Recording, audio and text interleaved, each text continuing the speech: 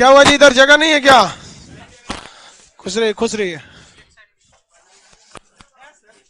अरे हम अभी हॉल नंबर 2 में ही हैं जी।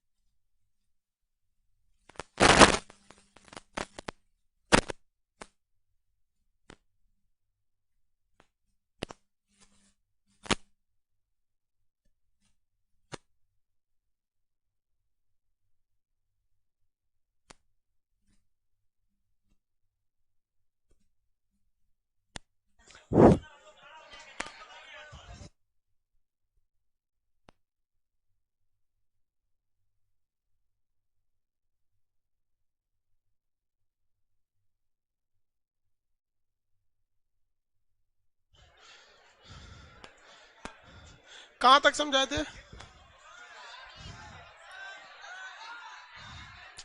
बाबू बैठ जाओ थोड़ा आगे से, वहां कहीं कहीं सेटल। बीच में आप लोग नहीं खड़ा रहा कीजिए। वो रात में हम खाना नहीं खाते इसलिए इस समय गुस्सा ही नहीं आ रहा है, तो अभी तक बहुत तेज डांटे रहते।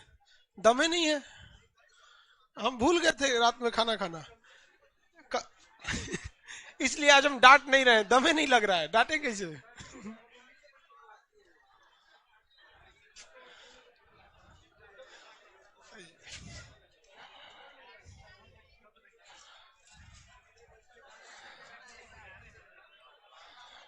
चले बैठ जाओ। मोटा भाई, तुम तो यार 2 आदमी के बराबर अकेले ही हो। मैप में एडमिशन जो चार्ज रहेगा 2 तरह का रखिए, एक 200 में पतले लड़कों का और 300 में मोटे लड़कों का। बताइए।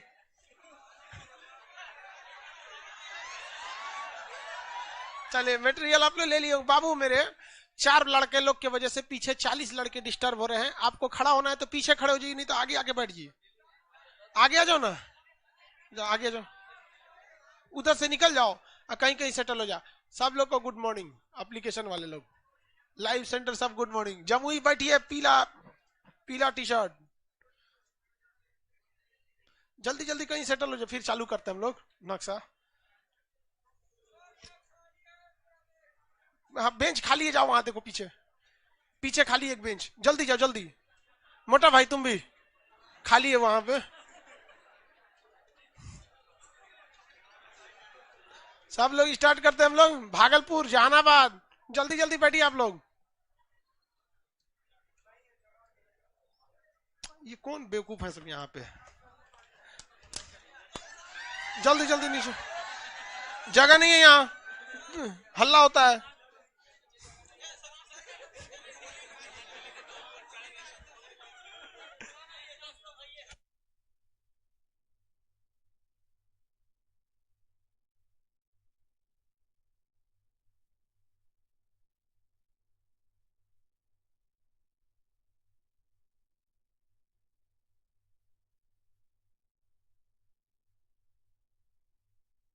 जम्मू कश्मीर के बारे में समझा रहे थे। सब लोग अपना अपना मटेरियल या एटलस वगैरह जो है खोलिए लोग जम्मू कश्मीर का। जिनके पास एटलस नहीं है, किसके पास एटलस नहीं है? ये रखिए अभी यहाँ पे। अरे तू लोग करमफोर लोग कब खरीदेगा लोग एटलस? ये मार्कर भी, मार्कर मार्कर। हाँ, और नया वाला एटलस किसके पास है?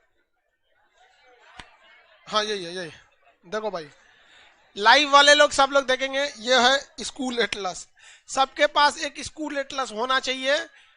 हाँ, ए बाबू, तुम लोग को कितनी बार समझाए, अपना बुद्धि नहीं है। 4 खड़े हो लोग पीछे, 40 डिस्टर्ब है। अब सभी सबको समझे में नहीं आता है, समझा समझा थक जाओ।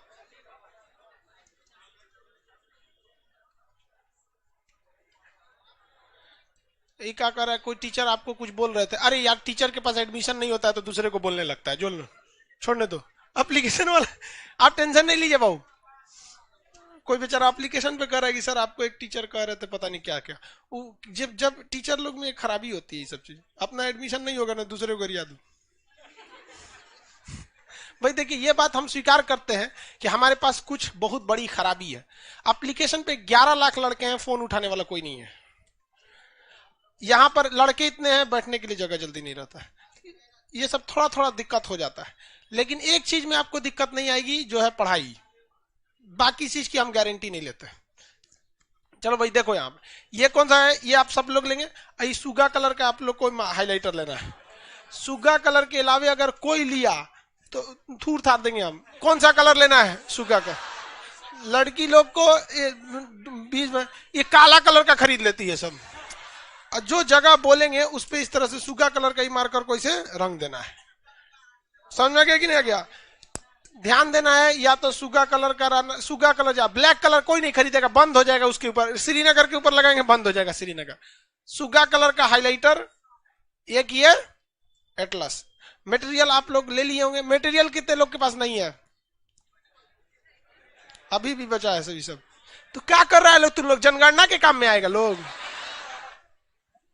न किताब है, न मटेरियल है, न कुछ है, तो क्या लिया है सब? इसमें आप अब तो कुछ कुछ चीजों को ध्यान से देखना है।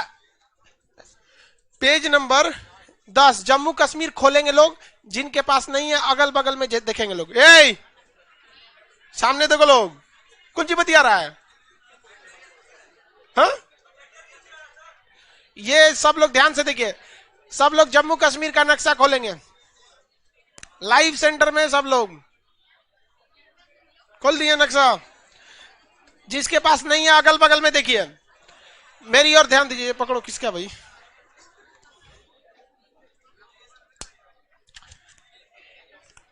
देखिए बाबू, इधर देखो सब लोग। अब फर्स्ट क्लास है, ध्यान से समझो। लड़की लोग बतियाना कम करो, लगा सबका बातें खत्म नहीं होता है। देखो कितना शांति हुआ। सवाल पूछो ना अभी लड़की से, कोई क्वेश्चन पूछो अभी वहां पे। कोई दर्रा से क्वेश्चन पूछ दो कोनो, तो ऐसा जवाब दे कि वही जरा जगह जो जिला दर्रा यार हुए का बतिया हुए खत्म हो जाएगा। हल्ला करने को बोलो 80 डेसिबल पे बोलती है सब। कोई भी नक्शा जो है उसका लेफ्ट साइड जो है, कौन सा? Left side. इसमें अजीब तरह का पोतपात दिया होगा, रंग। इसको समझ में नहीं आ रहा होगा, तो पहले आपको अपने दाहिना साइड, राइट साइड का नक्शा पढ़ना है। ये वाला नक्शा, इसे कहते हैं पॉलिटिकल मैप। पॉलिटिकल मैप उस मैप को कहते हैं जिसमें बोका से बोका लड़का उसको पढ़ सकता है, उसको आराम से दिख जाएगा। बकलोल भी रहेगा तो समझ में आ जाएगा कि जम्मू कश्मीर कहां से शुरू और कहां से कहां से खत्म हो गया। तो जो नक्शा दाहिनी साइड में है उसे पॉलिटिकल कहते हैं। ये पॉलिटिकल नक्शा में अलग अलग रंग देखने को मिलेगा आपको। जम्मू कश्मीर किसी में गुलाबी, किसी में कुछ, किसी के कुछ होगा। ये कलर केवल इसलिए दिया गया है ताकि आपको अच्छा से समझ में आ जाए कि कौन कहां से शुरू हुआ, कहां से खत्म हो गया। जैसे जम्मू कश्मीर के नीचे आप देखेंगे हिमाचल प्रदेश आपको आराम से दिख जाएगा। देखिए अगल बगल में, देखिए अगल पड़ोस वड़ोस में देखिए। जिसके पास नहीं है नक्शा वो लोग क्या कर रहे हैं भैया, आपको दिखाए कैसे हम? अगल बगल में देखिए, जम्मू कश्मीर के नीचे मिल गया हिमाचल प्रदेश। कैसे पता चला? हिमाचल प्रदेश का कलर कुछ और, जम्मू कश्मीर का कुछ और। हिमाचल प्रदेश के नीचे देखिए उत्तराखंड, आराम से मिल गया। बगल में देखेंगे पंजाब, मिल गया कि नहीं मिल गया? तो आपको यहां पर कलर देख के आराम से आप डिसाइड कर सकते हैं कि नक्शा को मतलब कौन सा राज्य कहां से शुरू हुआ, कहां से खत्म हुआ। यह है आपका पॉलिटिकल नक्शा। इसमें केवल पॉलिटिकल चीजें दी रहेंगी। जैसे पॉलिटिकल मतलब होता है राजनीतिक चीज। राजनीतिक एक अंतर्राष्ट्रीय राजनीति होती है जहां पे प्रधानमंत्री वगैरह डिसीजन लेते हैं, तो उसी तरह यहां अंतर्राष्ट्रीय सीमा दिखाई गई होगी। एक होती है राज्य की सीमा दिखाई गई होगी, थोड़े मोड़े जिला मुख्यालय दिखाए गए होंगे। तो ये हो गया। जो चीज आपके दाहिनी साइड के नक्शा पे है, सेम चीज वही आपके बाएं साइड के नक्शा पे है। लेकिन बाएं साइड का नक्शा होशियार लोग को पढ़ने के लिए बनाया गया है, और दाहिनी साइड का नक्शा बकलोल। पहले आप लोग को कौन सा पढ़ना है? बकलोल वाला। और जब बकलोल वाला पढ़ लेंगे तो फिर आपको कौन सा पढ़ना है? होशियार वाला। पेज नंबर बोल दीजिए भैया। 10 11, 10 और 11 एक ही साथ दोनों निकलेगा। नया वाला पेज का है 10 11, पेज नंबर 10 11। समझ में आ रहा है? तुम टी शर्ट पहन के आ गया, ठंडा मार देगा, अभी बच के रहो। तो तुम सीबीएसई बोर्ड का है, वैसे भी सीबीएसई वालों को बुखार होता है तो दवाई खाता है, हिंदी मीडियम वालों को बुखार होगा तो इंतजार करेगा कब उतरेगा। जानता है 3-4 घंटा में अपने उतर जाएगा। आओ सीबीएसई और 4 गो से देखवाएगा, देखो तो बुखार हो गया क्या, ओ माय गॉड, ओ हो।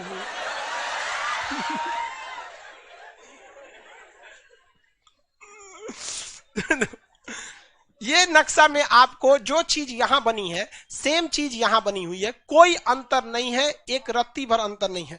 लेकिन बस आपको क्या है कि यहां आपको जम्मू कश्मीर आसान से आराम से दिख जाएगा। उसके नीचे आप इस नक्शे में देखिए जो फिजिकल नक्शा है, कहां है फिजिकल नक्शा, जो लेफ्ट साइड में, उसमें आपको हिमाचल प्रदेश दिखा, लग रहा है हिमाचल प्रदेश कहां है, बट आपको जो भी दिखा हिमाचल प्रदेश, मेरी ओर ध्यान दीजिए, रियलिटी ये है कि आपको इस नक्शा में हिमाचल प्रदेश दिखा ही नहीं। आप अभी 2 मिनट पहले यहां जम्मू कश्मीर के नीचे हिमाचल प्रदेश देखे थे, आपके खोपड़िया में फिट है कि निचवे होगा, वही अंदाज से इधर निचवा सेट कर दिए है कि नहीं। डायरेक्ट ये दिखा रहते तो आपको तो ये समझ में नहीं आता है कौन चीज है, देख रहे हैं। तो फिजिकल नक्शा और पॉलिटिकल नक्शा, पढ़ने में टफ होता है पॉलिटिकल नक्शा, समझ में आएगी नहीं फिजिकल नक्शा, लेकिन एग्जाम में क्वेश्चन किससे आते हैं, फिजिकल नक्शा से। एग्जाम में पॉलिटिकल से क्वेश्चन नहीं आते हैं, बहुत कम आते हैं, लेकिन आपको पहले पढ़ना पड़ेगा पॉलिटिकल। लेकिन अब इसमें एक समस्या ये आ जाती है कि इसमें दूरी हमें कैसे समझ में आएगा। आप देखिएगा ध्यान से जम्मू कश्मीर का नक्शा, तो इस जम्मू कश्मीर के जो लद्दाख वाला एरिया है, वहां हवाई जहाज बना के लिखा होगा लद्दाख, देखिए लेह लद्दाख लिखा है। जम्मू कश्मीर में देखिए लेह लद्दाख, आपको फटाफट देखिए जम्मू कश्मीर पॉलिटिकल नक्शा लेह लद्दाख मिला, हवाई जहाज बनाया है, तो कुछ कुछ सिंबॉलिक एक्सप्रेशन वहां दिखाएगा। जब कभी भी जहाज बना दे तो समझिएगा वो एयरपोर्ट है। भारत का सबसे ऊंचा एयरपोर्ट लद्दाख, लेह लद्दाख। देखिए लद्दाख जिला है, मुख्यालय उसका क्या है लेह, वैशाली जिला है, मुख्यालय क्या है हाजीपुर। तो उसी तरह होता है वैसे यहाँ पर। तो ये कौन सा हो गया लेह, लेह हो गया। अब इस लेह से आप बगल में देखेंगे दाहिनी ओर कारगिल मिलेगा, देखिए ध्यान से, मिल गया कारगिल, अगल बगल में मिलेगा कारगिल, मिला कि नहीं मिला कारगिल। पॉलिटिकल नक्शा में सब लोग देखेंगे जम्मू कश्मीर में, यहाँ लद्दाख का जो एरिया है वहां 2 शहर ही आपको बड़े बड़े दिखेंगे, एक कारगिल एक लद्दाख, लेह वही लेह, कारगिल और लेह मिल गया, कारगिल और लेह, किसी को कोई दिक्कत नहीं। कारगिल की लड़ाई हुई थी ऑपरेशन विजय और ऑपरेशन सफेद सागर, एयरफोर्स ने कौन सा कर दिया था सफेद सागर, और आर्मी ने कौन सी किया था हाँ ऑपरेशन विजय। कौन है ये बेवकूफ बोल रहा है, प्रशांत कुमार, प्रकाश कुमार है, उसको आवाज नहीं जा रहा है, कान में ना 2-1 का मसाला सीमेंट घोल के डाल दे। आप लोग को आवाज जा रहा है कि नहीं, पूरे एप्लीकेशन में सारे लड़कों को जा रहा है, लाइव सेंटर पे जा रहा है, ये उन्हें लिख देगा आवाज नहीं आ रहा है। वो इतना बोका होता है सबने, कुछ कुछ जो बात एप्लीकेशन में पैसे पढ़ेगा सर रजाई में घुस के, ईयरफोन निकल जाएगा ना तो कहेगा अब जिया नहीं आ रहा, खान सर का माइक गड़बड़ा गया, लिख देते हैं खान सर आवाज नहीं आ रहा है। अरे बकलोल कहीं का। चलो ध्यान दे इधर, ये कारगिल और लद्दाख देख लिए। हमको कैसे पता चलेगा ससुरा इन दोनों में कितना किलोमीटर का दूरी है, हाँ हमको कैसे पता चलेगा दोनों में कितना किलोमीटर का दूरी है। इसके लिए किसी भी नक्शा में जरूरी होता है स्केल। क्या होता है स्केल, कि अगर हमको यह पता चल जाए कि ये पेज में 1 सेंटीमीटर की दूरी, इस पेज में 1 सेंटीमीटर की दूरी रियल में कितने दूरी को दर्शा रहा है, रियल में कितनी दूरी को दर्शा रहा है। तो इसमें आप देखेंगे तो इसके ऊपर स्केल लिख ले, मापक लिखा है ना 4000 लिख दिया है। पुराना वाला नक्शा देखें आपका, देखिए ध्यान से, किस 2 टाइप के आपके नक्शा है। यहां पर आपका ऊपर में लिखा होगा मापक, कोना में दोनों नक्शा में देखिए मापक लिखा है, लिखा है कि नहीं, देखिए तो मापक नहीं लिखा है, मापक उसमें क्या लिखा है 1:1 44 लाख। तो वो क्या है 1 सेंटीमीटर कितने दूरी को दिखा रहा है। अब उसको लाख को आप किलोमीटर में बदल लीजिए, 44 किलोमीटर, कितना 44 किलोमीटर। इतना दिमाग लगाने की जरूरत नहीं है, 5G का जमाना है। किसी भी मापक में देखिए तो शुरुआत के अक्षर को देख लीजिए, जो रेशियो के बाद दिख रहा है, रेशियो के बाद क्या दिख रहा है 44, मतलब कितना किलोमीटर 44 किलोमीटर, मतलब 44, यानी 1 सेंटीमीटर कितने को दर्शा रहा है 44। और किसी किसी में तो ओरिजिनल लिख ही दिया होगा 44 सीधे, जो पुराना नक्शा होंगे जिसमें 2 कलर से मैप दिया, क्या लिखा है 44, फिर क्या लिखा है 88, लिखा है ना 44 44। तो आपको ऊपर मापक के हिसाब से देख लेना है। क्या देखना है? मापक। यानी 1 सेंटीमीटर अगर आप इसमें गलती करते हैं तो जमीन पे कितना गलती कर दे? 44 सेंटीमीटर। जमीन पे कितना? 44 किलोमीटर गलती करेंगे। कितना किलोमीटर? भूरा टोपी, डिजिटल इंडिया, खड़ा हो। मोबाइल लिया था, हाँ मोबाइल। पढ़ने आए कि रिकॉर्डिंग करने? किस में पढ़ रहे थे? एप्लीकेशन में? ले बोकवा को देखो। मतलब तुम क्लास में बैठ के मोबाइल ऑन करके एप्लीकेशन पे पढ़ रहे हो? अच्छा, नक्श मोबाइलों में मैप देख रहे हो? अच्छा, बैठ जा बैठ जा बैठ जा।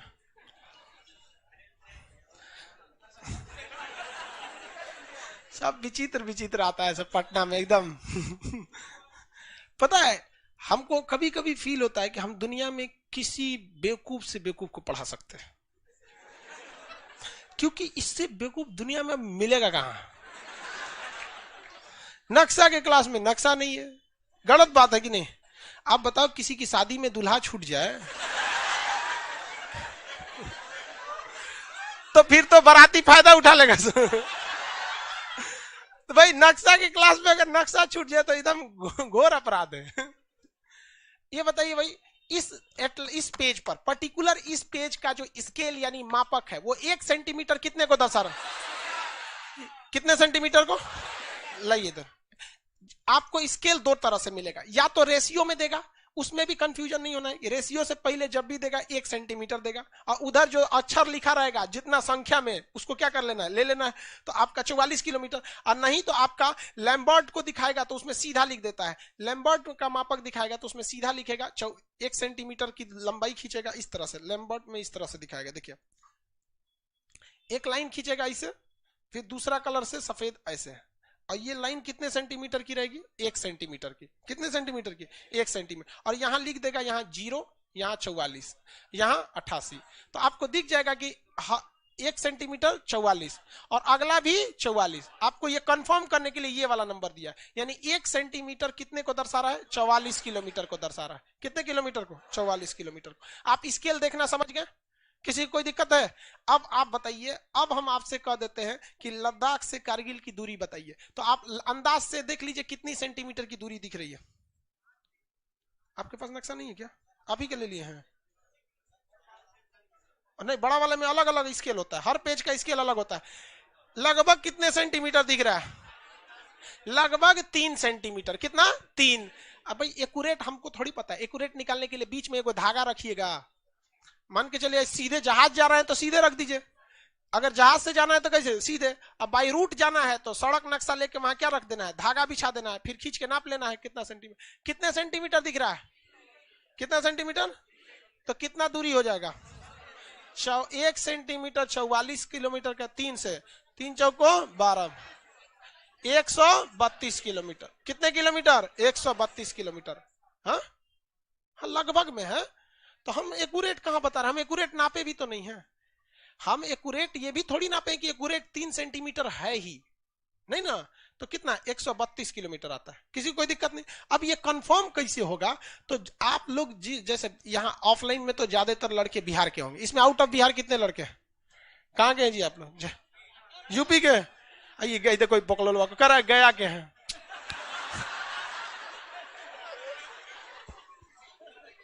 आउट ऑफ बिहार है, गया का है। गया बिहार में सबसे कम वर्षा, गया सूखा में, गया सब उसमें गया ही रहता है। तो जितने लड़के ध्यान से समझिए, आप जिस जिस स्टेट के हैं, एप्लीकेशन वाले आप लोग, कन्याकुमारी वाले लोग, तमिलनाडु, केरल, गुजरात, उड़ीसा, जितने एप्लीकेशन वाले हैं, आप अपने अपने स्टेट में देखेंगे और 2 जगहों के बारे में डिस्टेंस निकालने की कोशिश कीजिएगा। किसके हिसाब से? स्केल यानी मापक के हिसाब से। आपको आइडिया लग जाएगा। जैसे पटना के ज्यादातर लड़कों को पता है, बिहार के, कि हाँ पटना से गया की दूरी कितनी है, या फिर यहां से कहां की दूरी कितनी है। आप अपने अपने गांव से पता होगा। तो आप मतलब बड़े बड़े शहर का, तो आप जिस स्टेट के रहने वाले, जैसे पटना में ऑफलाइन वालों को तो समझाना इजी रहता है कि भाई ये बिहार के ही है, ऑनलाइन वाले में तो भाई कोई कहीं का कोई कहीं का। तो आप अपने हिसाब से क्या करेंगे? स्टेट मिलाएंगे। तो जैसे हम एक काम करते हैं, 2 पेज आगे चलते हैं, बिहार में आते हैं। 2 पेज आगे देखते हैं, बिहार में पेज नंबर 15 पे बिहार में आते हैं। आगे बिहार में, बिहार में आ गए। बीचों बीच में देखिएगा बड़े अक्षर में लिखा होगा पटना, बीचों बीच में पटना। वेस्ट बकलोलवा कर सर हम यूएसए में है। बबुआ देख तू यूएसए में तुम्हारे घर के लोग रहते होंगे लोग, हमारे यूएसए के लिए मेरे पास ओटीपी नहीं है। ओटीपी विदेश वालों के लिए है ही नहीं है, ओटीपी खरीदना पड़ता है। जैसे आप मैसेज पैक खरीदते हैं ना, पहले मैसेज पैक खरीदना पड़ता है, 10 गो मैसेज 20 गो मैसेज, वैसे हमें एप्लीकेशन के लिए ओटीपी खरीदना पड़ता है। ओटीपी खत्म हो जाएगा तो आपका ओटीपी नहीं जाएगा। तो मेरे पास इंटरनेशनल ओटीपी नहीं है, इसलिए कोई लड़का इंडिया के बाहर नहीं पढ़ सकता है। आगे अब बाहर वाला को पढ़ा के फायदा कौन चीज, बाहर है तो बाहर ही रहे। मिल गया पटना, बीचों बीच में पटना। अब जरा देखेंगे पटना के ठीक ऊपर देखेंगे मुजफ्फरपुर, पटना के ठीक ऊपर मुजफ्फरपुर, पटना के ठीक ऊपर मुजफ्फरपुर। नहीं मिला? अरे यार तुम लोग को पटनो नहीं मिलता है, क्या बताएं। बिहार में ये कौन सा है? पटना, इसके ऊपर मुजफ्फरपुर। कौन जगह है? मुजफ्फरपुर। अब आप ध्यान दीजिए पटना और मुजफ्फरपुर के बीच में लगभग 1.5 सेंटीमीटर गैप दिख रहा है। कितना दिख रहा है? 1.5 सेंटीमीटर, लगभग 1.5 सेंटीमीटर दिख रहा है। तो आप बताइए इस पेज का मापक कितना है? अरे भैया इस पेज का मापक 44 नहीं है, हाँ 45। इना की दुनिया का कोनो नक्शा देखे 44 सेंटीमीटर रगड़ दिए। खान सर बोले थे जहां देखो 1 सेंटीमीटर 44 किलोमीटर, नहीं होगा। हर पेज का मापक अलग अलग हो जाता है, इसीलिए नक्शा छापने में बड़ी दिक्कत होता है। हम अक्टूबर से अपना नक्शा बना रहे हैं, अक्टूबर महीना से खुद का, ठीक है। अब उसको अब फरवरी लास्ट तक कंप्लीट होगा। ये कितने का मिला है? 170। नहीं तो इसलिए हमारा जो आएगा वो सस्ता रहेगा। अभी बन अच्छा भैया बनने तो दो पहले, लड़का हुआ ना कि मुंडन कराने लगे। कितना का आएगा? पहले छपेगा तब तो हमको कॉस्टिंग पता चलेगा। चलो देखो ध्यान से, मुजफ्फरपुर और पटना के बीच की दूरी बताइए। लगभग 1.5 सेंटीमीटर। कितना किलोमीटर है? 45। कितना आएगा? हाँ लगभग 70, लगभग 70। यहां पटना से मुजफ्फरपुर कितना किलोमीटर है? वही 60 से 70, इतने ना है, वही लगभग आता है। तो इसका मतलब ये स्केल क्या है? सही है, एक्यूरेट आएगा अगर आप एक्यूरेट नापेंगे तब। अब एक काम कीजिए, आप पेज नंबर 9 पे आइए जहां पूरा हिंदुस्तान दिख रहा है। पेज नंबर 9 पे आइए, पूरा हिंदुस्तान दिख रहा है, पूरा हिंदुस्तान, जल्दी आइए, पूरा हिंदुस्तान दिख रहा है। हाँ अब इसका जरा मापक देखिए तो, हाँ कितना किलोमीटर है? इस जो मेरे पास जो किताब है इसमें कितना? 14 किलोमीटर 140 किलोमीटर है, इसमें 140, किसी में 165 है, किसी में 165। यानी अगर इस नक्शा पर आपने एक गलती किया, 1 सेंटीमीटर गलती किए, तो आप लगभग 165 किलोमीटर, मतलब 150 किलोमीटर हेल गए। कितना हेल गए? 150 किलोमीटर हेल गए। तो नक्शा में अगर स्केल बड़ा रहेगा तो अपने टहलने की स्पीड धीमा कीजिएगा। पता चला 1-2 सेंटीमीटर टहल के आगे चल गए ना, 300 किलोमीटर हेल गए, कहेंगे बिहार हेल गया मेरा, राज्य का राज्य हेल जाएंगे। इसका मतलब आपके दिमाग में कुछ आइडिया आ रहा है कि जिस पेज पर पूरी दुनिया को दर्शाया जाएगा उस ससुरा का स्केल तो 600-700 किलोमीटर होगा, है कि नहीं? कि अगर दुनिया के नक्शा पे 1 सेंटीमीटर गलती किए तो 600-700 किलोमीटर हेल जाएंगे। समझ में आ गया कि नहीं? तो पूरी दुनिया का नक्शा कहाँ है? पेज नंबर कितने पे? पेज नंबर 9 में भारत है। दुनिया भारत में अंतर होता है 84, किसी में 76 होगा, किसी में 76 या 77 होगा। पूरी दुनिया का नक्शा खोलिए, अरे जल्दी खोलो, हाँ पूरी दुनिया का नक्शा खोल लो भाई, पूरी दुनिया का। जल्दी देखो किसका है ये किताब, किसका? ठीक है, आप इसको कहीं झांक लो इधर उधर, बेचारा काम ले लिए झांकिए नहीं पा रहा है। एटलस है उधर, हाँ एक एटलस रख देना, हम बेचारा बच्चा का ले लिए, झांक रहा है, मने मने बोलता होगा कुछ कुछ। हम लोग जब छोटे थे ना, टीचर लोग हम लोग का किताबिया ले लेते तो मने मन बहुत बोलते रहते थे, हमें ले लिए हैं। इसीलिए हमको अभी तक याद है अपना वो खचरई हमारा सब। तो ये पूरी दुनिया का नक्शा है। ये बकलोलवा प्रिंस कुमार 110 किलोमीटर नहीं है, वो 1100 किलोमीटर है। कितने किलोमीटर है? 1100 किलोमीटर है। कितने किलोमीटर है? 1100 किलोमीटर है। कितने किलोमीटर? अगर इस नक्शा पर गलती से 1 सेंटीमीटर कोई चीज आगे पीछे हुआ तो 1100 किलोमीटर हिल जाएगा। अगर इस नक्शा को देखकर भारत ने मिसाइल छोड़ा यहां से अमेरिका की ओर, अब किसी ने 1 सेंटीमीटर आगे पीछे कर दिया, कहां गिरेगा? 1100 किलोमीटर का क्या हो जाएगा? डिफरेंस आ जाएगा। इसलिए ऐसे चीजों में थोड़ा सा नक्शा में हम लोग को क्या करना चाहिए? बच के रहना चाहिए। किसी को कोई दिक्कत है? आगे बढ़े। यानी स्केल आप समझ गए, स्केल समझ गए। अब आते हैं वापस जम्मू कश्मीर पे। 10-11 पेज नंबर 10-11।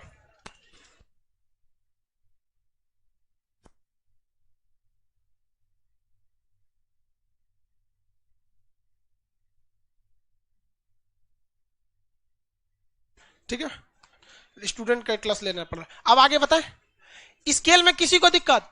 क्या हर पेज का स्केल एक होता है?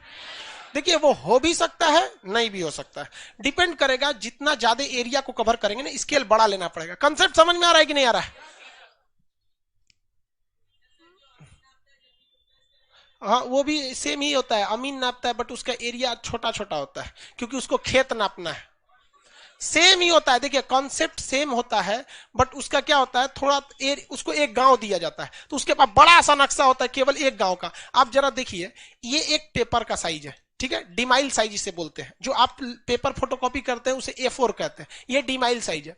इस डिमाइल साइज पर यहां जम्मू कश्मीर दिखा गया है, लेकिन इसी डिमाइल साइज पर आपको जब हम भारत दिखाएंगे, या इसी डिमाइल साइज पर हम आपको क्या दिखाएंगे, पूरा विश्व दिखाएंगे, तो जानकारी थोड़ी थोड़ी कम होती जाएगी। लेकिन गांव का जो अमीन घूमता है ना, वो इतने पेपर पे पूरा एगो गांव लेके घूमता है, तो उसके पे हर एक चीज का नक्शा क्लियर करते जाता है। कुछ अमीन का नक्शा अलग नहीं होता है, सेम नक्शा है, अमीन उसको जूम करके घूमता है और ये उसको क्या करता है, बैक ऐसे घूम जाता है। ये कौन कर रहा है? राज नंदन शाह। स्वीटी कौन है एप्लीकेशन में? कौन है स्वीटी? ये बेवकूफ सब, वो लड़कवा रहता है ऐसे, लड़की का नाम लिख ले रहता है ऐसा। एक तो लड़की एप्लीकेशन पे डाउट सेक्शन में पूछ दी थी कि खान सर का कोचिंग कहाँ है, उसको 250 से ज्यादा लड़का रिप्लाई दिया था। मसलापुर में है, गली यहां से मुड़ जाता है, ये है। उसके बगल में एक लड़का जो था वो भी पूछा था, उसको कोई रिप्लाई नहीं दिया। तो तुम एप्लीकेशन वाले लड़के लोग जो नाम लिखा है, वो तो कोई कुछ भी नाम लिख सकता है। एगो व्लादिमीर पुतिन लिखा था, और हम पॉलिटी का बैच पढ़ा रहे थे ना, तो उसमें बोल रहा था कि सर मेरे रूस का क्या हाल है। तो एप्लीकेशन लड़के भाई ध्यान से देखा करो, आप उधर कोनो स्वीटी ट्वीटी के चक्कर में मत रहो। यहां देखो ध्यान से। अब हम आते हैं किस नक्शा में? फिजिकल। किसमें? फिजिकल। फिजिकल नक्शा में आप देखेंगे जम्मू कश्मीर को, दिख रहा है? जम्मू कश्मीर के ऊपर आपको सफेद और बैगनी कलर का मिक्स दिख रहा होगा। वो ये दिखा रहा है कि एक ऐसा बर्फ है जो ससुरा पिघलता ही नहीं है, ग्लेशियर है। क्या है? ग्लेशियर। फिजिकल में जम्मू कश्मीर का नक्शा में, फिजिकल में बबुआ मिल गया। बर्फ दिख रहा है, सफेद रंग, जहां जहां देखेंगे क्या समझ जाएंगे? बर्फ। क्या है? बर्फ। बर्फ एक ग्लेशियर होता है। ग्लेशियर किसे कहते हैं भैया? देखो भाई ध्यान से, एक ऐसा एरिया जहां का बर्फ पिघल भी नहीं करता, उसे क्या कहते हैं? ग्लेशियर कहते हैं। वो पिघलता ही नहीं है ग्लेशियर, कई हजार साल तक रहता है, पिघलता नहीं है, उसी को क्या कहेंगे? ग्लेशियर। देखिए उत्तराखंड में वही हो गया ना, अभी एक तो सुनामी आ गया न्यूजीलैंड में। ये क्या चीज है? ग्लेशियर। ये हजारों साल से ऐसे ही है, पिघलते नहीं है सब। वही कभी ग्लोबल वार्मिंग होती है तो पिघलने लगते हैं, तो पूरा जलस्तर अचानक ऊपर बढ़ जाता है। तो जब कभी भी नक्शा में आपको ग्लेशियर दिखाना रहेगा तो वो इसी कलर में दिखाएगा। आप मैच कीजिए, हल्का हल्का कलर भी मैच करता होगा ग्लेशियर। तो ये कलर किस चीज का है? ग्लेशियर का। फिजिकल नक्शा में कभी किसी चीज का नाम नहीं लिखेगा, वो क्या करेगा? कलर देखकर बताएगा। किसी को कोई दिक्कत नहीं है। अब वहां जम्मू कश्मीर में देखिए भूरा रंग दिखा है, भूरा रंग दिख रहा है। भूरा रंग किसको दर्शाता है? पर्वत। भूरा रंग किसे दर्शाएगा? पर्वत। भूरा रंग पर्वत को दर्शाता है। किसी को कोई दिक्कत नहीं है। भूरा रंग से क्या दिखाएगा? पर्वत। लेकिन यह भूरा रंग कहीं एकदम चटकार तो कहीं एकदम पंछुछुर है। जहां चटकार है, यह भूरा रंग जहां पे चटकार है वहां पहाड़ बहुत ऊंचा है। भूरा रंग जहां चटकार है वहां पहाड़ ऊंचा है। अब भूरा रंग जहां पंछुछुर है वहां नीचा है। तो आप रंग को देखकर बता सकते हैं कि पहाड़ ऊंचा है या नीचे है। किसी को समझ? सीबीएसई वाला समझता है पंछुछुर का मतलब होता है पतला रंग। पानी मिला दिया उसमें। तो आप बताइए जम्मू कश्मीर की क्या सारी पहाड़ियां सेम ऊंचाई की हैं? हाँ नहीं। नीचे धीरे धीरे जम्मू कश्मीर से उतरेंगे पंजाब की ओर, हल्का हल्का अंदाज से नीचे ऐसे उतरते जाइए, नीचे उतरते जाएंगे तो आपको कलर कैसा मिलेगा? पंछुछुर। और उसके बाद नीचे हल्का हल्का पीला होकर क्या हो जाएगा? ग्रीन। क्या हो जाएगा? ग्रीन। ग्रीन एरिया का मतलब ये हरगिज नहीं होता है कि वहां खेती हो रही है। ग्रीन एरिया का मतलब ऐसा जमीन जहां पे पहाड़ नहीं है, जैसे बिहार, जैसे यूपी, यहां आपको पहाड़ देखने को नहीं मिलेगा। दक्षिण बिहार में कुछ जगह पे मिलेगा जो झारखंड से सटने वाला एरिया है। लेकिन हरे रंग का मतलब हरियाली मत सोचिएगा। आप क्या सोचेंगे? सपाट जमीन। कैसी जमीन? सपाट। और खेती सपाट जमीन पर ही होती है, नहीं तो पहाड़ पे पानी कौन पहुंचाएगा? खेती में तो बहुत समस्या पानी की होती है, पानी पहुंचाएगा कौन वहां पे? समझ में गया? तो हरा रंग किसको बता रहा है? समतल मैदान। हरा रंग। भूरा रंग पहाड़। भूरा रंग रंग अगर चटकार हो गए तो उसकी वैल्यू क्या हो जाती है? बढ़। और अगर पंछुचुर हो गया तो हाँ। चलिए अब आ जाएंगे पूरा भारत। देखिए कहाँ दिख रहा है वह नक्शा जिसपे पूरा इंडिया। एक पेज पीछे जाइए। वह नक्शा जिसपे पूरा इंडिया, एक पेज पीछे। थोड़ा थोड़ा ये समझाने में टाइम लग जाता है, शुरुआत का दिन है। समझ में आ रहा है? हाँ? तो एक और था साथ में, क्या हुआ? तबीयत खराब हो गया एक के दिन के क्लास में।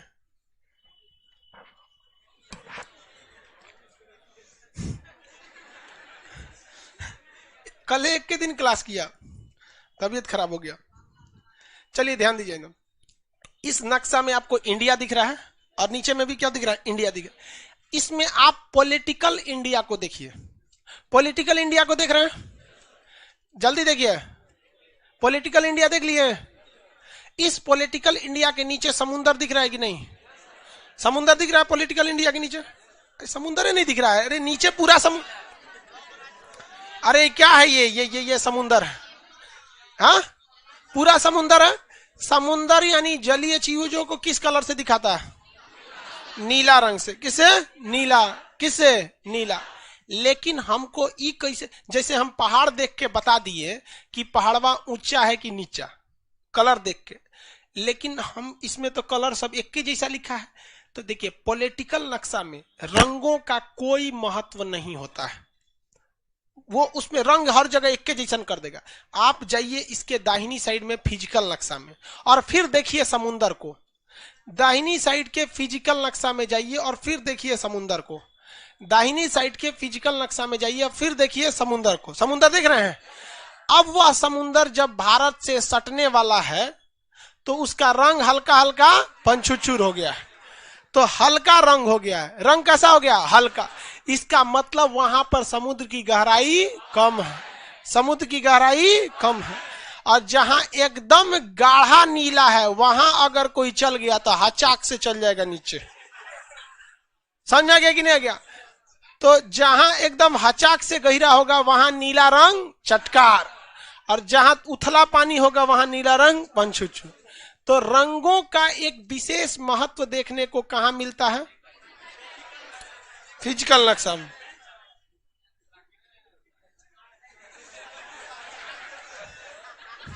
समझ आ रहा है? कोई दिक्कत? चलिए ध्यान दें। ये किसी को कोई दिक्कत नहीं है? हमें रंगों का पूरा महत्व तो समझ में आ गया आप लोग को। अब हम लोग चलते हैं नक्शा में। अब कहा जहां कहीं भी रंग देख के तुरंत भाग जाएंगे आप लोग। वापस आइए जम्मू कश्मीर पे। आगे जम्मू कश्मीर में कोई दिक्कत? आगे जम्मू कश्मीर में, जम्मू कश्मीर के आगे एक और पेज देखिए, राजस्थान आएगा अगले पेज पे। राजस्थान सबसे पहले आपको पॉलिटिकल देखना है दाहिनी साइड में, उसके बाद बायां साइड जाना है। राजस्थान देखिए, राजस्थान सब लोग देख लिए राजस्थान? हाँ, राजस्थान तो देख लिए।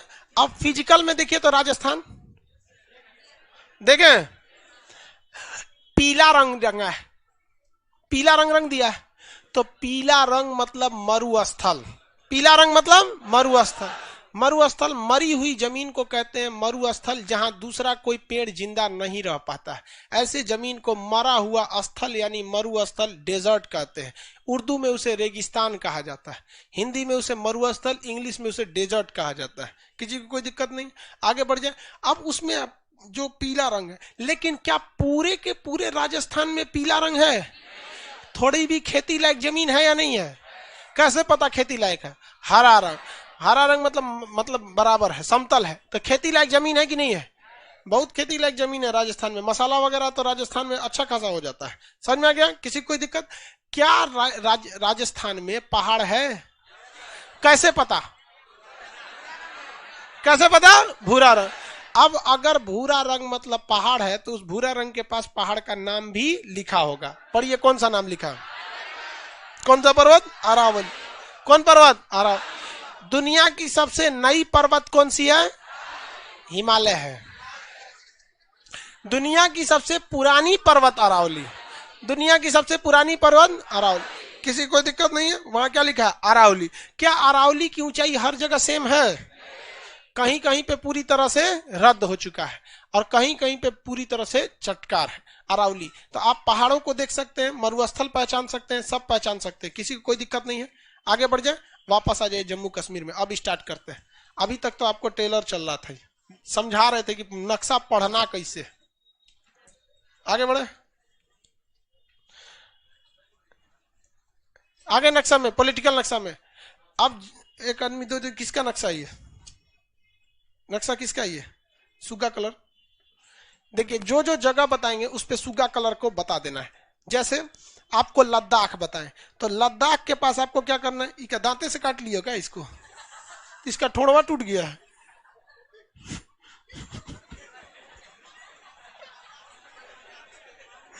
ठोड़े तोड़ दिया है इसे।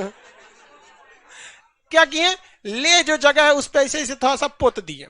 पोत देने से क्या होगा? आपका एकदम उसी पे ध्यान जाएगा, हाँ ये ले है, ठीक है। उसके बगल में कौन जगह है? कारगिल। तो जो जो जगह हम पढ़ाते जाएंगे आपको उस पे सुगा कलर चलाते जाना है। किसी को कोई दिक्कत नहीं है? अब इसमें पहला जगह कौन सा होगा? ले। कौन सा? ले। ले के बारे में आपको लगभग हर एक जानकारी बता दी है। सबसे ऊंचा से रिलेटेड कुछ भी पूछेगा क्या भेज देंगे? ले। सबसे कम वर्षा? ले। सबसे ऊंचा एयरपोर्ट? सबसे ऊंचा संसदीय क्षेत्र? सब चीज कहाँ हो जाता है? ले में। हॉस्पिटल सब ऊंचा में कहाँ भेजता है? ले में। उसके बगल में कौन जगह है? कारगिल। जगह का नाम कारगिल है। कारगिल से एकदम ऊपर में अपने से लिखिए सियाचिन। सियाचिन नहीं लिखा होगा उसमें, सियाचिन अपने से लिखिए एकदम ऊपर।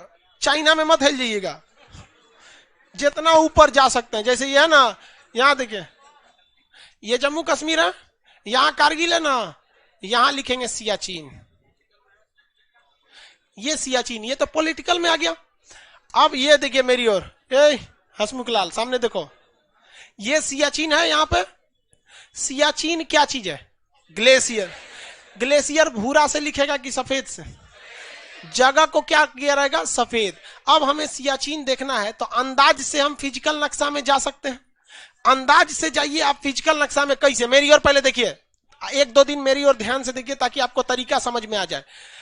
नक्शा में कुछ ना कुछ आपको एक ऐसा हेल्पिंग टूल देख लेना है जो आपको फिजिकल में मदद करे, क्योंकि फिजिकल एकदम अंधेरी गली का मुहाना होता है, उसमें समझ में नहीं आता है। आपको ये चीज मिल गया कि यहाँ कारगिल है और हम ये भी बोल दिए कि इसके ऊपर सियाचिन है, तो आपको हिंट क्या करेगा कि कश्मीर जो इधर से आके यहाँ धंसा है और जो यहाँ से आके यहाँ धंसा है, इसी के आसपास में सफेद रंग का एरिया रंगा होगा जिसमें सियाचिन लिखा होगा। अब फिजिकल नक्शा में जाके देखिए लिखा कि नहीं लिखा, देखिए जल्दी फटाफट फिजिकल में लिखा होगा सियाचिन ग्लेशियर, लिखा है सियाचिन ग्लेशियर, सियाचिन ग्लेशियर लिखा है, नहीं मिला? फिजिकल में देख लीजिए, मिल गया। कौन सा ग्लेशियर? सियाचिन ग्लेशियर। दुनिया का सबसे ऊंचा युद्ध का मैदान, हाँ, सियाचिन ग्लेशियर। अब उस सियाचिन ग्लेशियर को क्या करना है? सूगा कलर से रंग देना है। सूगा कलर से रंग दिया, आगे बढ़े, रंगिए सूगा कलर से सियाचिन ग्लेशियर। अब आगे बताते, पकड़िए भैया अपना नक्शा। आइडिया समझ में आ गया कैसे कैसे क्या करना है? अब कितने लोग ये बता सकते हैं ये सियाचिन ग्लेशियर कश्मीर में जो ट्रांस हिमालय की 4 पहाड़ियां थी, कौन कौन? काराकोरम, लद्दाख, जास्कर, पीर पंजाल, हो गया। हम वहां पे कई तो ग्लेशियर है जी, रामो ग्लेशियर भी है, बहुत सारे हैं, नुब्रा ग्लेशियर, बहुत सारे ग्लेशियर है। सबसे फेमस ग्लेशियर कौन सा है? सियाचिन ग्लेशियर। सियाचिन ग्लेशियर जो है वहां पे किस पहाड़ पर होगा? किस पर? काराकोरम पर, ये पहाड़ पर होगा सियाचिन ग्लेशियर। पाकिस्तान जो था ना 1984 में यहां पर इस ग्लेशियर के ऊपर चढ़ गया। 1984 में कौन चढ़ गया? पाकिस्तान। किस ग्लेशियर पे? सियाचिन ग्लेशियर। और ये सियाचिन ग्लेशियर इतना अजीब सिचुएशन है कि यहां पर अगर कोई चढ़ गया तो इसके ऊपर चढ़ने के लिए आपके सामने सबसे बड़ी 2 समस्या है। एक, मौसम इतना खराब रहता है कि हेलीकॉप्टर सिग्नल ट्रांसमीटर कुछ भी नहीं जा सकता है, पहली खराबी ये। दूसरी खराबी ये कि आप दौड़ के नहीं भाग सकते, ना उसमें छिप सकते हैं। आप सफेद कपड़े पहन के ये सोचिएगा कि हम छिप जाएंगे, लेकिन आपके पैरों के निशान बर्फ में पीछे बहुत देर तक बने रह जाते हैं, जिसको आप नहीं मिटा सकते हैं। बालू में मिटा सकते हैं पैर के निशान वहां पे। जब जीप वगैरह चलती है ना रेगिस्तान में, आर्मी चलती है, तो पिछवा एगो बोरा बांध देता है सर, गाड़ी चलेगी तो बोरवा से वो बलुआ को बराबर कर देगा। लेकिन बर्फ में कभी जाइएगा ना तो उसमें देखिएगा बर्फ पैर धंसता है ना तो बहुत दूर तक रह जाता था, आप आराम से वहां पे निशान से पकड़ा सकते थे। पाकिस्तान ने और भारत ने समझौता किया था यहाँ हम दोनों में से किसी की फौज नहीं रहेगी, लेकिन पाकिस्तान ने यहाँ पर अपनी फौजियों को चढ़ा दिया। अब हम लोग यहाँ क्यों नहीं चढ़ा पाए थे? क्योंकि हमारे पास इतनी ठंड को सहने के लिए कपड़े नहीं थे। अब हमारे पास ये कपड़े नहीं थे, इसलिए हम जो नॉर्मल हमारी फौजी स्वेटर जैकेट वगैरह पहनते हैं वो -55 डिग्री टेम्परेचर को नहीं झेल सकते थे। भाई -55 डिग्री समझते हैं? सियाचिन में जिन फौजियों की ड्यूटी लगती है वहां पर 30 सीटी लगाइएगा तो आलू गलता है। वहां अंडा जो होता है ना, अंडा कैसे उतारा जाता है? जिस तरह ट्रक से गिट्टी उतारा जाता है, ईंटा फेंक दिया जाता है ना ट्रक से, गिट्टी उट्टी फूटता है नहीं। अंडा हथौड़ी से मारेंगे तो नहीं फूटेगा। टमाटर, अंडा, कुछ भी वहां टेंशन नहीं है। थूकिएगा ना तो चोट लगेगा, किसी के ऊपर थूकिएगा ना तो चोट लगेगा उसको, जम तो उसको इतना भयानक ठंड पड़ती है। इस ठंड को सहने के लिए हमारे पास कपड़े नहीं थे। इस ठंड को सहने के लिए कपड़े जो थे वो नॉर्वे के पास थे। नॉर्वे के पास ये कपड़े इसलिए थे कि नॉर्वे में हमेशा इतना ठंड पड़ते रहता है, तो वो लोग हैबिचुअल हैं इस ठंड को झेलने के लिए, इसलिए उनके पास ऐसे कपड़े अवेलेबल हैं। तो भारतीय सेना ये दिमाग लगा ली कि हमको यहाँ से पाकिस्तानियों को खदेड़ के भगाना है, कारगिल को, ये सियाचिन को क्या करना है, हमको खाली कराना है। इसके लिए भारतीय सेना कहाँ गई? नॉर्वे के पास गई। तो नॉर्वे ने बताया कि हमारी जो फौज है हम आपको ये कपड़े दे सकते हैं। ट्रायल करके दिखाया, ठंडा मतलब अपना रूम बनाया रहता है जिसमें मतलब -55 डिग्री, वहां हमेशा ठंडे रहता है वहां पे, तो वहां पे ठंड नहीं लग रहा था। कपड़े भी हल्के थे, सफेद रंग के थे, बर्फ में छुपने में आसानी रहता। तो भाई हम कदमों के निशान से बाद में मरेंगे, लेकिन पहले ठंडे से मर जाएंगे तो दिक्कत ना हो जाएगा। तो उसने कहा ठीक है हम आपको कपड़े दे देंगे, लेकिन हम ये कपड़े 2 साल बाद प्रोवाइड करा पाएंगे। तो नॉर्वे ने पूछा कि ऐसा क्या कर, कहा कि हम बहुत ज्यादा ऑर्डर ले चुके हैं, अभी हमारे पास ऑर्डर मतलब उतना नहीं है। तो भारतीय सेना ने पूछा कि कौन ऑर्डर दिया है? तो कह रहा पाकिस्तान। भारतीय सेना का दिमाग खराब हो गया भाई कि अगर हम 2 साल वेट करते हैं तो उसके पास पूरे कपड़े क्या हो जाएंगे, आ जाएंगे। इसलिए भारतीय सेना ने क्या किया, डिसाइड किया कि भाई कपड़ा बाद में आएगा, ये स्वेटर उटर पहन के चला जाए, देसी स्वेटर फौज वाला चितका बड़ा। तो भारतीय सेना ने ऑपरेशन मेघदूत चलाया और ऑपरेशन राजीव, ये 2 ऑपरेशन चला के भारतीय सेना कहां पहुंची? सियाचिन पहुंची। सियाचिन में जब भारतीय सेना पहुंची, पहली जवान में 30 सैनिक जेट, इसमें आगे लीड कर रहे थे ये लोग। तो पाकिस्तानियों को इस बात का बिलीव ही नहीं था कि बिना नॉर्वे के कपड़े के कोई यहां तक आ भी सकता है, इसलिए वो टेंशन फ्री थे लोग। उनको लग रहा है कौन आ सकता है। जब हाल है भाई, यमराज का कोई कपड़ा नहीं होता, कबो चलाता है। यहाँ भारतीय सेना क्या हो गई थी? चढ़ गई थी। इसमें भारतीय सेना चढ़कर टेंट लगा दी। टेंट लगाने के बाद भारतीय सेना आराम करी थी अंदर। बाहर एक चंचल पांडे नाम का सिपाही था, वो ड्यूटी कर रहा था। तब तक पाकिस्तानियों की नजर पड़ गई, क्योंकि उनको हलचल दिख गया। कहीं ना कहीं मान के चले, जहां कोई नहीं है वहां एक फौज आई जाएगी तो कुछ ना कुछ हलचल लग ही जाएगा। पाकिस्तानियों ने डिसाइड कर लिया कि हम क्या करेंगे, गोली चलाएंगे। मतलब उधर से उन लोग ना हैवी मशीन गन से फायरिंग चालू कर दिया। और यहाँ हमारी सेना की ड्यूटी कर रहे थे चंचल पांडे, उनकी एक गोली लग गई, लेकिन गोली लगने के बावजूद उन्होंने गोली चलाना नहीं रोका। धड़ धड़ धड़ गोली मारते रह गए। वहां 2-4 पाकिस्तानी भी मर गए। इन दोनों की गोलीबारी सुनकर भारतीय सेना जो अंदर थी वो जग गई। अब भारतीय सेना जग गई तो आने वाले 22 मिनट में, केवल 22 मिनट में पाकिस्तान की पूरी पलटन वहां साफ कर दिया गया। केवल 22 मिनट। अब जब वहां पे साफ हो गया, अब पाकिस्तानियों को जो हेडक्वार्टर था उनको इस बात पे पता ही नहीं था। वो लोग जश्न मना रहे थे कि भारतीय सेना मरा गई। अब वो लोग वहां से आए, लोग खुशी से मिठाई उठाई लेके, हेलीकॉप्टर से कपड़े उपड़े लेके आए लोग, उनके पास सब था। और नीचे भारतीय फौज थी वहां पर, उन्होंने गिरा दिया लो कपड़ा, एकदम वेल डन वेल डन।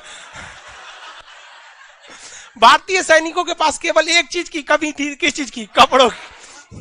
और दिल्ली से मिठाई पहुंचने में देरी हो गई थी। अब आज भी वहां पे बहुत से ऐसे फौजी हैं जो उन्हीं कपड़ों को पहनते हैं। इसलिए नहीं कि हमारे पास कपड़े पहनने की या कपड़े खरीदने की औकात नहीं है। आज हम वो कपड़े भारत में भी बना लेते हैं, लेकिन इस बात का संकेत है कि बेटा ये तुम्हारा ही कपड़ा है। तो हम लोगों ने ऑपरेशन राजीव और ऑपरेशन मेघदूत चलाकर किसे वापस ले लिया? सियाचिन को। उसके बाद पाकिस्तानियों का हिम्मतें नहीं हुआ। बाद में पाकिस्तान नॉर्वे फोन किया कि सुनिए ना, ऑर्डर कैंसिल कर दीजिए। पूछ रहा काहे लिए? तो कुछ जरले पे नमक छिड़कता है, काहे लिए? कैंसिल मने कैंसिल, समझ रहा है ना? उसका पहन के हम सावलिया बनेंगे बारात में। वहां सियाचिन है, ये नहीं है, गायब हो गया। यहाँ पे लाहौर में घूमेंगे, ये सियाचिन ये। तो भारत को वो ऑर्डर बहुत पहले ही मिल गए, क्योंकि वहां से कैंसिल किया भारत ने वहां पे, तो वो कहां में मिल गए? भारत में ऑलरेडी मिल गए। और सियाचिन ग्लेशियर 1984 से भारत के कब्जे में है। समझ में आ गया कि नहीं आ गया? कोई दिक्कत? ये कौन है बकलोल? इतना तेज क्या बोलती हूँ, यहां तक आवाज सुनाई देता है। हम कंफ्यूज हो जाते हैं, लाइव सेंटर वाला तो नहीं है। अब मास्क में इतना तेज बोलती है, तो भोपू लगा देगी सब। धीमा बोला कीजिए, यहां तक आवाज नहीं आया। हम कंफ्यूज हो जाते हैं कि बोल, कोई डाउट पूछ रहा है कौन चीज, तो पता चलता है अपने में बतिया रही से नाश्ता की।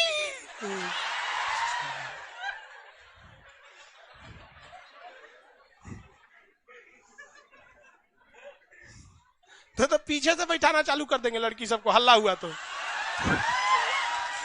ये कितना खुश है सब पीछे वाला रे। हल्ला नहीं किया करो, समझाते हैं। हमको लगता है कोई डाउट पूछ रहा है। सियाचिन ग्लेशियर का बात समझ में आ गया। अब सियाचिन के नीचे कौन सा जगह है? कारगिल। सियाचिन के नीचे कारगिल। कारगिल जो जगह, यहाँ पे बहुत भीषण युद्ध हुआ था। कारगिल के पास द्रास, बटाली, कई सेक्टर से पाकिस्तानी क्या हो गए थे? घुस गए थे। हमने वही सेम गलती कर दिया था कारगिल में, जो कहां किए थे? सियाचिन में किए थे। सियाचिन दुनिया का सबसे ऊंचा ठंडा युद्ध का मैदान है। 2 ऑपरेशन याद रखेंगे, राजीव और उसके जस्ट नीचे कौन सा जगह? कारगिल। कारगिल में भी यही हुआ। कारगिल में हुआ कि हमने भी कहा था कि भाई तुम पाकिस्तान, तुम भी पीछे हटो, हम भी पीछे हट जाते हैं। लेकिन देखिए, पाकिस्तान की एक समस्या समझिए, हम लोग पाकिस्तान को कभी नहीं समझा सकते, क्योंकि पाकिस्तान की पॉलिटिक्स, वहां 3 तरह का शासन चलता है। वहां सबसे ज्यादा पावरफुल है सेना। सबसे ज्यादा पावरफुल कौन है? सेना। वो फौज सबसे ज्यादा पावरफुल है। वहां प्रधानमंत्री से ज्यादा पावर रखती है, क्योंकि तख्ता पलट वहां हमेशा होते रहता है। दूसरे नंबर पे आते हैं लोग राजनीतिक लोग, इमरान खान वगैरह वगैरह, पॉलिटिक्स। तीसरे नंबर पे आ जाते हैं लुंगी पहनने वाले मौलाना लोग वहां पर। इनको लगता है कि ये पैगंबर है। खत्म कर दो, पूरे पाकिस्तान में इस्लाम होना चाहिए, इस्लाम का झंडा फहराएगा। अरे यार तुम क्या कर रहे हैं यहाँ पर? दूसरे लोग को जीने का अधिकार नहीं है क्या वहां पर? अगर दुनिया में, अगर म्यांमार में बौद्ध लोग मुसलमानों को कचर के ठोक दिया तो पाकिस्तान में लोगों को मिर्चा लग गया, क्यों मार रहे हो? वहां मंदिर तोड़ दिया, बौद्धों को भगा दिया, सिखों को मार के भगा दिया, तो तुमको क्या अच्छा लग रहा था? मतलब अजीब हाल है। हमारे लिए पूरी दुनिया सेकुलर रहना चाहिए और हम अपनी यहाँ के दूसरे को काट दे। भारत में कभी इस तरह का नहीं होगा। यहाँ पे देखिए, कहीं पे भी जाएंगे ना तो जो माइनॉरिटी होती है, जो इनकी संख्या कम होती है, उन्हें नॉर्मली थोड़ा भी तकलीफ होता है ना तो उन्हें इस बात को लगने लगता है नहीं हम कम है इसलिए हमारा सता रहा है। देखिए ये एक मेंटेलिटी हो जाती है यहाँ पर। आप कुछ नहीं करेंगे तो आपको हिंदुस्तान में कोई कुछ नहीं करेगा, ये हिंदुस्तान का रूल है। लेकिन पाकिस्तान में 3 तरह का शासन होता है। अब पाकिस्तान को आर्मी, देखिए रही बात आर्मी की, फौज, अगर फौज लड़ेगी नहीं तो फौज का कोई धीरे धीरे उसका वैल्यू घटने लगता है। आप सीधा सा एग्जांपल देखिए, जिस समय पुलवामा में अटैक हुआ था और जिस समय भारत ने सर्जिकल स्ट्राइक, एयर स्ट्राइक किया था, उस समय पूरे देश में भारतीय सेना का जो मनोबल था एकदम 7वें आसमान पर था या नहीं था? लेकिन अभी युद्ध हो रहा है नहीं। लेकिन इसलिए अभी ऐसा नहीं है कि हमारी फौज के प्रति इज्जत घट गई है, वही है। लेकिन एक होता है कि फौज को आदमी नॉर्मली देखने लगता है कि हमारी फौज है। लेकिन आज अगर चाइना से लड़ाई हो जाए, जैसे जून में देखिए गलवान घाटी में जब हमारे सीओ साहब शहीद हुए थे, उस समय हम लॉकडाउन में थे, घर पे था आदमी, तो हम लोग क्या कर सकता है? लोग ज्यादा से ज्यादा हम लोग अपनी सेना के लिए खड़े ही आवाज ही उठा सकते। तो ये पाकिस्तान चाहती है कि वहां पर फौज का दबदबा बना रहे, इसलिए पाकिस्तान की फौज जानबूझ के मारधार कराती है। चाहे वो कारगिल की लड़ाई की जानकारी खुद पाकिस्तान के प्रधानमंत्री रहे उस समय नवाज शरीफ को नहीं था। उस सब ससुरा नवाज शरीफ को कारगिल के मैदान में घुमाने लेके चलाया था मरवाने के फुल प्लान में। तो पाकिस्तान में इवन नरेंद्र मोदी का आप इंटरव्यू देखिएगा तो उन्होंने भी अपने इंटरव्यू में साफ बोला है कि हमारी पहली कोशिश थी कि पाकिस्तान से संबंध को अच्छा रखा जाए, इसलिए ही मैंने शपथ ग्रहण समारोह में इमरान खान को बुलाया था। और उनके यहाँ उनकी बेटी की करने का शादी था ना, नवाज शरीफ की, उस समय नवाज शरीफ थे, तो उनकी बेटी की शादी थी, तो उसमें अचानक जहाज लेके पहुंच गए वहां पे। नवाज शरीफ बाद में मतलब अंदर अंदर घुसिया रहे थे कि इनका इला बिना का जरूरत था, दूल्हा से ज्यादा तेरे इज्जत करना पड़ रहा है। भाई रियल बात है भाई, प्रधानमंत्री, वो भी भारत का प्रधानमंत्री पाकिस्तान में है ना, तो वहां के सिक्योरिटी वालों का दिल धक धक धक धक करता हो कि भाई इधर से खरोच भी आ गया तो उधर से कौन हथियार मारेगा, सब कोई ठीक नहीं। अरे सीधी बात है कि हथियार और फौज तो बाद में आएगी। अगर हमारे प्रधानमंत्री को पाकिस्तान में कुछ भी हो जाता है ना, तो आपको लगता है कि भारत का कोई बच्चा अपने घर में रहेगा? बाघा बॉर्डर पार सब चलो हिल जाएगा सब उस साल। तो वहां पहुंचे तो उन्होंने भी कहा था कि हम अपने राजनीतिक कैरियर में पाकिस्तान को आज तक समझ ही नहीं पाए कि हम बात किससे करें। अगर हम राजनीतिक से बात करते हैं वहां के प्रधानमंत्री से, तो कहते हैं कि ठीक है हम आतंकवाद को नहीं छोड़ेंगे, मतलब आतंकवाद के खिलाफ कार्य करेंगे, और उन्हीं की फौज जो है कारगिल में घुसपैठ करा देती है। अगर इन दोनों को मनाओ तो उधर कोई कर देता है गजवाए हिंद, गजवाए हिंद। हम लोग यहाँ चूड़ी पहन के बैठे हैं, तू गजवाए हिंद आके करो और मारो, हम लोग पिटाएंगे, हाँ पाकिस्तान गजवाए। अरे तू गजवाए हिंद का सपना छोड़ दे, वरना बहुत जल्दी पूरा पाकिस्तान भगवाए हिंद हो जाएगा। समझ में आएगा कि नहीं भाई? शेर अगर सोया है ना तो उसको कोचना नहीं चाहिए, क्योंकि अगर वो बिखिया के उठेगा ना तो फिर तो चौपट कर देगा। तो ये हो जाता है किसके साथ? पाकिस्तान के साथ। यही कंडीशन कहां हो गया? कारगिल में। कारगिल में घुसा तो वहां पर केवल और केवल ये पूरा का पूरा चाल उस समय के सेना प्रमुख रहे जनरल परवेज मुशर्रफ का था। जनरल परवेज मुशर्रफ ने अपने प्रधानमंत्री नवाज शरीफ का तख्ता पलट कर दिया, जिस तरह म्यांमार में थे, और गद्दी को हथिया लिया। यहाँ भारतीय सेना ने के जो पेट्रोलिंग कमांडर थे सौरभ कालिया, उनको पकड़ लिया पाकिस्तानियों ने, क्योंकि ये एरिया तो खाली रहता था, उसे भी खाली करना था, हमें भी खाली करना था। सौरभ कालिया को पाकिस्तानियों ने यहां पकड़ लिया, क्योंकि सौरभ कालिया तो नॉर्मली जा रहे थे ड्यूटी पे कि भाई खाली रहता है, पेट्रोलिंग करने जा रहे हैं। उनको वो लोग चरवाहे के रूप में, वहां पर उन लोगों का कपड़ा बड़ा बड़ा होता है, चरवाहे के रूप में आए, पकड़ लिए सब कैप्टन सौरभ कालिया को। सौरभ कालिया की जब लाश दी गई थी ना, तो उनके गुप्तांग काट लिए गए थे, नाखून निकाल लिए गए थे, आंख बाहर निकाल लिया गया था, मुंह में जुबान नहीं था। यहाँ पर पाकिस्तानियों ने ये हाल करके रख दिया था हमारे सौरभ कालिया को। बाद में अटल बिहारी वाजपेयी को मजबूरन यहां से हमला हमला करना पड़ा, और यह हमला कंटिन्यू तोप से हमला था, और 21वीं सदी में सबसे ज्यादा अगर तोप कहीं चला था तो कारगिल में चला था, और यहां से भारतीय सेना कारगिल में घुस गई और एयरफोर्स भी घुस गई। लेकिन एयरफोर्स और इसके साथ साथ यहां पे ऑपरेशन तलवार के तहत भारतीय नौसेना भी कराची की ओर कूच कर गई। पाकिस्तान को लग गया कि ससुरा इतनी सा गज के चक्कर में पूरा थान चल जाएगा, तो इनसे कारगिल के चक्कर में वापस हटना चाहिए। जब वापस हटे तो पाकिस्तान के 400 से ज्यादा जो आतंकवादी थे, खुद उनकी फौज थी, पाकिस्तान ने कहने से इनकार कर दिया कि हमारी फौज है। भारत ने कश्मीर में उनको बकायदा इज्जत से जो मौलाना लोगों को बुलाकर उनका अंतिम संस्कार कराया था। जब उनकी फौज उनको लेने से इनकार कर दी थी, उन्हें हम लोगों ने अंतिम संस्कार किया था, जो एक रीति रिवाज के साथ होती है एक फौजी को जिस तरह से दफनाना चाहिए। लेकिन उन हरामियों ने हमारे सौरभ कालिया की लाश को इस तरह से दिया। खैर कोई बात नहीं, सतयुग से कलयुग तक में भी राक्षस और इंसान में अंतर होता है। हम लोग की संस्कृति इसीलिए है कि हम दुश्मनी में भी शराफत को रखते हैं। यहाँ यह हमें बना के भी रखना चाहिए, क्योंकि जब लंका भी विजय हुई थी ना, तो लक्ष्मण जी रावण के पैताने बैठे थे, जबकि उसी से लड़ाई हो रही थी, मेन कमांडर वही था। तो ये हम लोग का कौन सा हो गया भाई? कारगिल। तो कारगिल के लिए याद रखिएगा, एयरफोर्स ने कौन किया? ऑपरेशन सफेद सागर, और ये थल सेना ने विजय, और नौसेना इधर से क्या हो गई? तलवार के तहत कहां घुस गई? कराची तक घुस गई थी। तो दो जगह आपको याद हो जाएंगे। अब जगह देख लेंगे। अब इसके इधर देखेंगे श्रीनगर, जगह देखिए श्रीनगर, नक्शा में, पॉलिटिकल नक्शा में देखिए श्रीनगर कारगिल के बगल में होगा। श्रीनगर जम्मू वाले में हो गया होगा। मिल गया श्रीनगर? नहीं मिला। कारगिल के श्रीनगर स्थापना किसने किया? देखिए नया वाला नक्शा, देखिए नया वाला जिसमें जम्मू कश्मीर अलग है। देखिए यहां पर देखिए जम्मू कश्मीर का जो एरिया होगा ना, वहां पर होगा श्रीनगर, बड़ा से अक्षर में लिखा होगा श्रीनगर। मिल गया श्रीनगर। श्रीनगर और जम्मू कश्मीर, श्रीनगर और कारगिल के बीच में आप देखेंगे अमरनाथ, अमरनाथ की गुफा। ये कारगिल, ये श्रीनगर, बीच में कौन जगह है? अमरनाथ। बीच वाला जगह अमरनाथ। ये तो सबको पता है भैया, धार्मिक जगह अमरनाथ। लेकिन अमरनाथ के पास देखिए एक झंडा बनाया होगा, बनाया कि नहीं ये? हाँ झंडा बनाया है। किस कलर का? ब्लू कलर का। किस कलर का? ब्लू कलर का। उसके बगल में देखेंगे लिखा एक श्रीनगर के पास डची ग्राम होगा, डची ग्राम, गुलमर्ग, वहां भी झंडे होंगे, लाल रंग के होंगे। पकड़िए, देखिए ध्यान से मेरी ओर देखिए।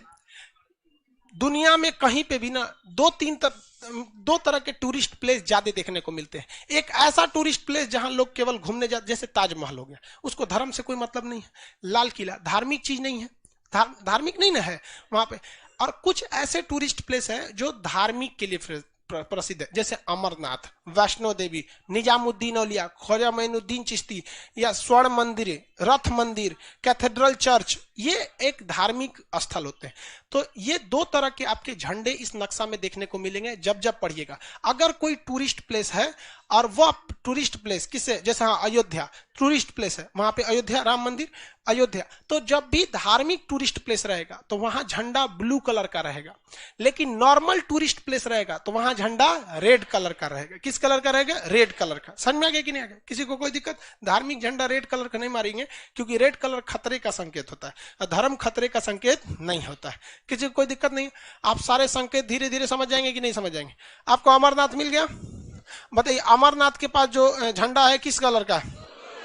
श्रीनगर मिल गया?